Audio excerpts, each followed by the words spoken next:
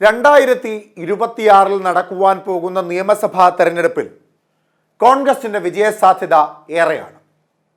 നിലവിൽ സംസ്ഥാനത്തുള്ള ഭരണവിരുദ്ധ വികാരം, ആ ഭരണവിരുദ്ധ വികാരത്തോട് ജനങ്ങൾക്കുള്ള എതിർപ്പ് വോട്ടാക്കി മാറ്റാൻ കഴിഞ്ഞാൽ തീർച്ചയായും 90-ലേറെ സീറ്റുകളിലേക്ക് വിജയിച്ചു വരുവാൻ കഴിയുന്ന പ്രാപ്തിയും കരുത്തും ഇപ്പോഴും കേരളത്തിൽ ഇന്ത്യൻ നാഷണൽ കോൺഗ്രസിനും UDF-നും ഒക്കെ ഉണ്ട് എന്ന ഒരു ബോധ്യം കോൺഗ്രസിനെ സംബന്ധിച്ചുണ്ട്. 2026 സാഹചര്യങ്ങൾ കോൺഗ്രസിന് അനുകൂലമായി നിൽക്കുമ്പോൾ ആകെയുള്ള ഒരു പ്രതികൂല സാഹചര്യം BJP-യുടെ കടന്നുകയറ്റമാണ്. നിലവിലുള്ള ഭരണവിരുദ്ധ വികാരത്തിൽ നിന്ന് ഉയർന്നു വരുന്ന വോട്ട് BJP-യിലേക്ക് കൂടി ഒഴുകിപ്പോവുകയാണ് എങ്കിൽ ഇടതുപക്ഷത്തിന് മൂന്നാം തവണയും ഒരു സാധ്യതയുണ്ട് എന്നുള്ളതും തള്ളിക്കളയാൻ സാധിക്കില്ല. എങ്കിലും ഒരുപടി മുൻപിൽ 2026 വിജയം കൈകൊടുക്കുവാൻ പോകുന്നത് UDF-നായിരിക്കും എന്നുള്ളതാണ് രാഷ്ട്രീയ നിരീക്ഷകർ ഇപ്പോഴും പറയുന്നത്. അങ്ങനെ വരുമ്പോൾ നിലവിലത്തെ സാഹചര്യത്തിലുള്ള ഉൾപാർട്ടി പ്രശ്നങ്ങൾ പാർട്ടിക്കുള്ളിൽ സജീവമാകുമ്പോൾ 2026 ഉയർന്നു വരുന്ന ഏറ്റവും പ്രധാനപ്പെട്ട പ്രശ്നങ്ങളിൽ ഒന്ന് ആരായിരിക്കും കോൺഗ്രസിന്റെ UDF-ന്റെ മുഖ്യമന്ത്രി എന്നുള്ളതായിരിക്കും.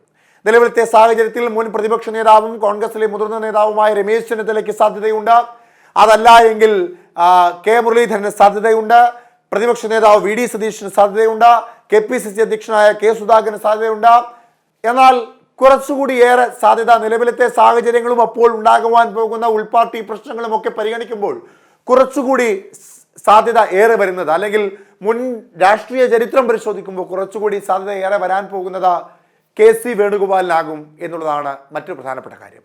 അതിൻ്റെ പ്രധാന കാരണം നിലവിലുള്ള ഉൾപാർട്ടി പ്രശ്നങ്ങളും പ്രതിപക്ഷ നേതാവ് VD സതീശനോടുള്ള മുതിർന്ന നേതാക്കന്മാരുടെ എതിർപ്പുമൊക്കെ കണക്കാക്കുമ്പോൾ 2026 നിയമസഭാ തെരഞ്ഞെടുപ്പിൽ ഒരു വലിയ വിജയം കോൺഗ്രസ് കൈവരിച്ചാൽ അല്ലെങ്കിൽ UDF കൈവരിച്ചാൽ അപ്പോൾ മുഖ്യമന്ത്രി സ്ഥാനത്തേക്കുള്ള ചർച്ചകൾക്ക് ഒരു മുറുക്കമേറുകയും അവിടേക്ക് കെ മുരളീധരനും VD സതീശനും KPCC അധ്യക്ഷൻ K സുധാകരനും രമേശ് ചെന്നിത്തലയും അടക്കമുള്ള നേതാക്കന്മാരും ഒക്കെ ചർച്ചകളിൽ സജീവമായി നിലനിൽക്കുമ്പോൾ ചില ഉൾപാർട്ടി പോരുകൾക്ക് സാധ്യത ഏറെയാണ്.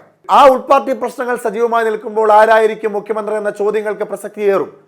ആ സമയത്ത് AICC അധ്യക്ഷനായി കേന്ദ്രത്തിലേക്ക് പോയി ഇന്ത്യയിലെ കോൺഗ്രസിന്റെ മുഴുവൻ ചരടുകളും വലിച്ചുകൊണ്ടിരിക്കുന്ന KC വേണുഗോപാൽ 2024 ലോക്സഭാ തെരഞ്ഞെടുപ്പോടുകൂടി ആലപ്പുഴയിലെ സ്ഥാനാർത്ഥിയായി മത്സരിച്ച് വിജയിച്ച സാഹചര്യത്തിൽ നിലവിൽ അതിനുശേഷമുള്ള കേരളത്തിലെ എല്ലാ രാഷ്ട്രീയ തീരുമാനങ്ങളിലും രാഷ്ട്രീയ സംഭവ വികാസങ്ങളിലും KC വേണുഗോപാലിന് നിർണായകമായ ചില നിലപാടുകളും തീരുമാനങ്ങളുമുണ്ട്.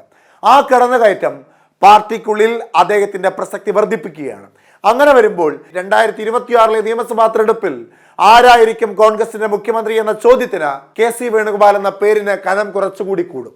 പല കോൺഗ്രസ് നേതാക്കന്മാരും മുഖ്യമന്ത്രി സ്ഥാനത്തേക്കുള്ള അവകാശവാദങ്ങൾ വളരെ രഹസ്യമായും അല്ലെങ്കിൽ വളരെ പരോക്ഷമായും ഒക്കെ ഉന്നയിക്കുന്ന സാഹചര്യത്തിൽ KC വേണുഗോപാലിനോട് മാധ്യമങ്ങൾ ഉയർത്തുന്ന ഏറ്റവും പ്രധാനപ്പെട്ട ചോദ്യങ്ങളിൽ ഒന്ന് KC കേരളത്തിന് മുഖ്യമന്ത്രിയാകുവാൻ സാധ്യതയുണ്ടോ എന്ന ചോദ്യമാണ്. അതിന് താൻ മുഖ്യമന്ത്രിയാകാൻ സാധ്യതയില്ല എന്ന KC വേണുഗോപാൽ പറയുമ്പോഴും നിലവിലത്തെ രാഷ്ട്രീയ സാഹചര്യങ്ങൾ പരിശോധിക്കുമ്പോൾ അല്ലെങ്കിൽ പഴയ രാഷ്ട്രീയ ചരിത്രം പരിശോധിക്കുമ്പോൾ മുഖ്യമന്ത്രിയാകുവാനുള്ള കോൺഗ്രസിലെ പടലപ്പിണക്കങ്ങളും പോരാട്ടങ്ങളും ശക്തിപ്പെടുമ്പോൾ AICCയുടെ ഇടപെടൽ ഇതിലുണ്ടാവുകയും അങ്ങനെ KC വേണുഗോപാൽ നെഹ്റു കുടുംബത്തിന്റെ ഏറ്റവും പ്രധാനപ്പെട്ട വിശ്വസ്തനും നിലവിൽ കോൺഗ്രസിന്റെ കേരളത്തിലെ ഏറ്റവും പ്രധാനപ്പെട്ട നേതാവും ഒക്കെയായ KC വേണുഗോപാലിനെ കേരളത്തിന്റെ മുഖ്യമന്ത്രിയായി കൊണ്ടുവരുവാനുള്ള നീക്കങ്ങൾ സജീവമാകാനുള്ള സാധ്യതയും തള്ളിക്കളയാൻ സാധിക്കില്ല. നിലവിൽ VD സതീശൻ കേരളത്തിന്റെ മുഖ്യമന്ത്രിയാകണമെന്ന വാദം ഉയർന്നു വന്നാൽ പോലും അദ്ദേഹത്തിനോടുള്ള പാർട്ടിക്കുള്ളിലെ എതിർപ്പ് ആ സമയത്ത് കുറച്ചുകൂടി ശക്തിപ്പെടുകയും സജീവമാവുകയും ചെയ്യും. രമേശ് ചെന്നിത്തലയെ സംബന്ധിച്ച് രമേശ് ചെന്നിത്തലയ്ക്ക് ഒരു സമയത്തുണ്ടായിരുന്ന പാർട്ടിക്കുള്ളിലെ ബലത്തിൽ ചില ക്ഷയം സംഭവിച്ചിരിക്കുന്നു എന്ന വാദമുയരും. പിന്നീടുള്ളത് K മുരളീധരനും KPCC അധ്യക്ഷനായ K സുധാകരനും ഒക്കെയാണ്. അവരുടെ സാധ്യതകളും അങ്ങനെ വലുതായി കണക്കാക്കുവാൻ സാധിക്കില്ല. അപ്പോൾ നിലവിൽ കേരളത്തിലെ ന്യൂനപക്ഷ ഭൂരിപക്ഷ സമുദായങ്ങൾക്ക് ഒരുപോലെ സ്വീകാര്യനായ കോൺഗ്രസിന്റെ ഏറ്റവും പ്രധാനപ്പെട്ട തലപ്പത്തുള്ള നേതാവായ യൂത്ത് കോൺഗ്രസിന്റെയും KSUവിന്റെയും ഒക്കെ അധ്യക്ഷ പദവി അലങ്കരിച്ച കാലഘട്ടങ്ങളിൽ MLA ആയിരുന്ന കാലത്ത്, MP ആയിരുന്ന കാലത്ത്, മന്ത്രിയായിരുന്ന കാലത്ത്, കേന്ദ്രമന്ത്രിയായിരുന്ന കാലത്തൊക്കെ സാധാരണക്കാരായ ജനങ്ങളുമായി പുലർത്തിപ്പോന്നിരുന്ന ബന്ധത്തിന്റെ അടിസ്ഥാനത്തിലൊക്കെ KC വേണുഗോപാലിന്റെ സാധ്യതകൾ ഏറെയാണ്.